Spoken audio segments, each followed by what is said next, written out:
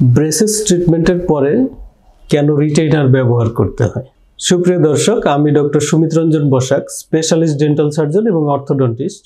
আজ কথা বলছি ব্রেসেস ট্রিটমেন্ট পরবর্তীতে যে রিটেইনার ব্যবহার করতে হয় এটা নিয়ে অনেকে জানতে চান যে ট্রিটমেন্ট শেষ হওয়ার পরে একটা দীর্ঘমেয়াদী চিকিৎসা, আমরা জানি যে আঁকা বাঁকা, উঁচু নিচু এবং ফাঁকা দাঁত সোজা করতে গেলে ব্রেসেস ট্রিটমেন্ট করে আমরা কিন্তু এগুলোকে সমান করতে পারি। তো সেই ক্ষেত্রে দেখা যায় যে ব্রেসেস ট্রিটমেন্ট হওয়ার পরেও আমাদের কিছু কিছু সময়ে বা বেশিরভাগ সময় রিটেইনার ব্যবহার করতে হয়।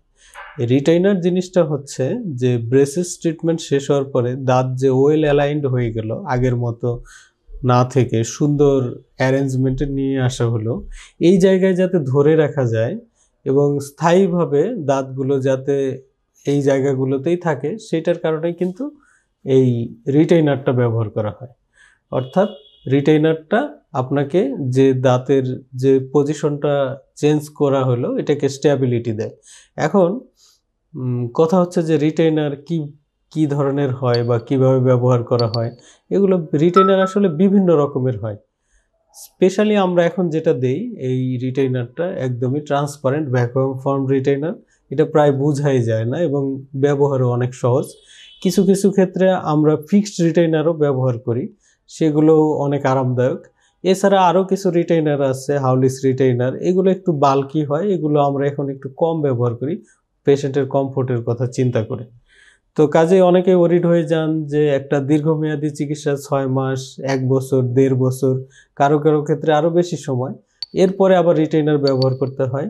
আসলে রিটেইনারটা আপনাকে খুব দীর্ঘ সময়ের জন্য নয়, একটা সার্টেন পিরিয়ড, দেখা যায় যে 3 মাস বা 4 মাস টানা ব্যবহার করার পরে শুধুমাত্র রাতে কিছুদিনের জন্য পড়তে দেওয়া হয়, এরপরে কিন্তু আর এটির প্রয়োজন থাকে না। তবে কিছু কিছু কেস থাকে, যেমন যদি এরকম থাকে যে ডিফিকাল্টিস অনেক বেশি ছিল, আপনার ডক্টর যদি মনে করেন যে দীর্ঘমেয়াদী একটা রিটেনশন লাগবে, সেই ক্ষেত্রে লম্বা সময়ের জন্য রিটেইনার দেওয়ার প্রয়োজন হতে পারে।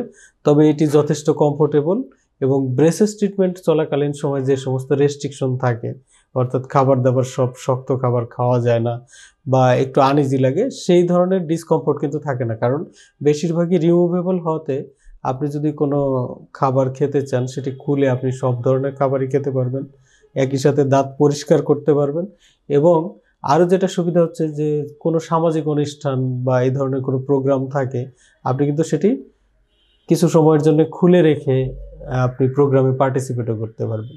কাজে এটি নিয়ে ওরিড হওয়ার তেমন কিছু নেই, এই ট্রিটমেন্টেরই একটা পার্ট। এবং এটি অনেকেই চিন্তা করেন যে একটা ট্রিটমেন্টের একটা লম্বা সময়, তারপরে আবার একটি রিটেইনার, তো এটি নিয়ে আসলে ওরিড হওয়ার কিছু নেই। এখন যথেষ্ট এগুলো কমফোর্টেবল এবং দেখা যায় যে অনেকে বুঝতেই পারেন না যে এগুলো ব্যবহার করছেন, কারণ এগুলো দেখাও যায় না ঠিক সেইভাবে। তো আজ এ পর্যন্তই। সবাই ভালো থাকবেন, সুস্থ থাকবেন। ধন্যবাদ।